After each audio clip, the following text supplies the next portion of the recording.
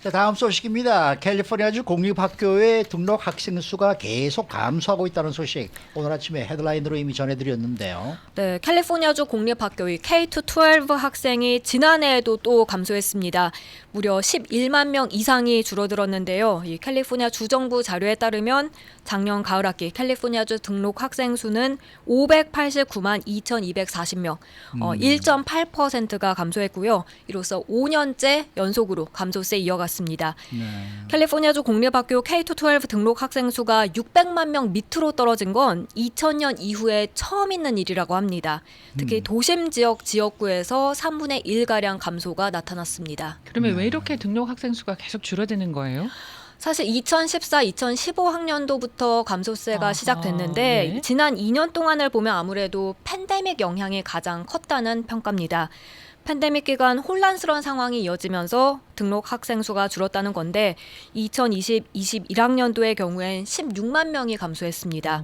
2020년 3월에 팬데믹 막 시작됐을 당시에 기억하시겠습니다만 학교들 다 캠퍼스 닫고 원격 수업에 들어가면서 이제 학생 수가 크게 줄었고요. 예. 다시 돌아오지 않는 학생 수가 많은 것으로 보여집니다. 네. 그렇다면 그 많은 학생들은 다 어디로 간 거예요? 안 그래도 그 부분이 의문입니다. 캘리포니아주 교육정책 연구를 맡은 헤더 휴 사무국장은 도대체 그 많은 아이들이 다 어디에 있는가 이 질문을 하게 된다고 했습니다. 그런데 이 질문에 대해서 만족할 만한 자료는 없다고 했습니다. 그래요? 네, 다만 그 학생들이 어디로 갔는지 어느 정도 짐작해 볼 수 있는 부분은 있는데요. 예. 일부 학생들은 사립학교를 선택해 들어간 것으로 보입니다. 실제로 사립학교 등록 학생 수는 늘어났고요. 그리고 또 일부 학생들은 홈스쿨링을 선택했습니다. 이 팬데믹 안전 수칙을 따르고 싶지 않거나 아니면 이제 대면 수업할 때 자기 자녀가 감염될까 걱정하는 그런 학부모들이 홈스쿨링을 선택했다는 평가고요. 그리고 또 일부는 캘리포니아주를 아예 떠나버린 게 아닌가 네. 이런 지적도 있습니다.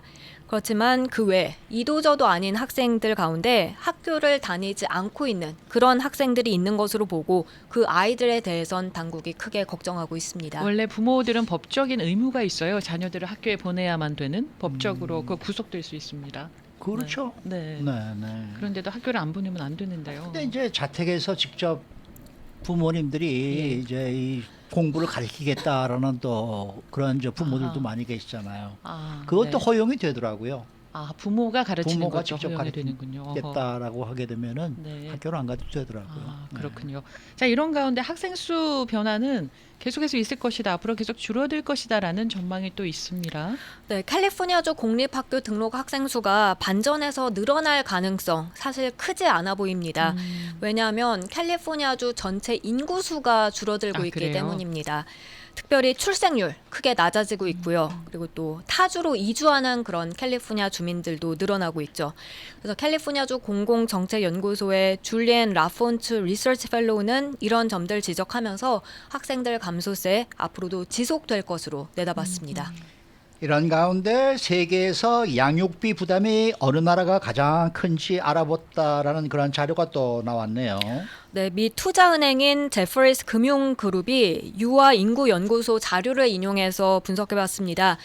1인당 국내 총생산 GDP 중 신생아부터 18살이 될 때까지 아이를 기르는 데 드는 비용이 차지하는 비중을 알아본 겁니다. 미국은 이 양육비 부담이 큰 상위 14개 나라들 가운데 중간 정도에 속했습니다. 독일과 일본 사이로 이 미국은 조사됐습니다. 그렇다면 전 세계에서 양육비 부담이 가장 큰 나라는 어디로 조사가 됐어요? 바로 한국입니다. 그렇습니다. 네, 한국이 가장 부담이 큰 것으로 나타났고요. 네. 한국에 이어서 2위는 중국이었습니다. 그리고 이탈리아가 그 뒤를 이었습니다. 평균 가처분 소득 대비 양육비가 차지하는 비중을 이제 살펴보면 중국이 가장 부담이 큰 국가가 됐고요. 다만 양육비에 들어가는 그런 절대 금액으로만 살펴보면 중국이 오히려 가장 낮은 국가 중에 하나로 네. 나타났습니다. 네.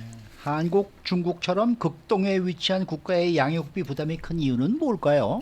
바로 교육비, 보육비, 그리고 보육 활동 가능성 이것들을 그 요인으로 꼽았는데요. 예를 들면 중국의 경우에는 18살까지 아이를 키우는 데 있어서 들어가는 비용이 7만 5천 달러 정도라고 합니다. 그리고 대학 졸업까지 하려면 22,000달러가 추가되고요.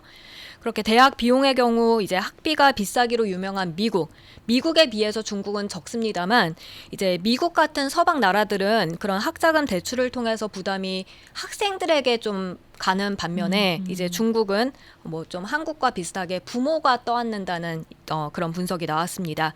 그리고 중국 정부가 양육비 부담 줄이기 위해서 방과 후 학습 접근 기회를 제공하고 또 유치원 비용 부담을 감소시키고 어린이집 확대 정책을 지금 펴고 있다고 덧붙였습니다. 네, 수고 많으셨습니다. 고맙습니다. 박현경 기자였습니다.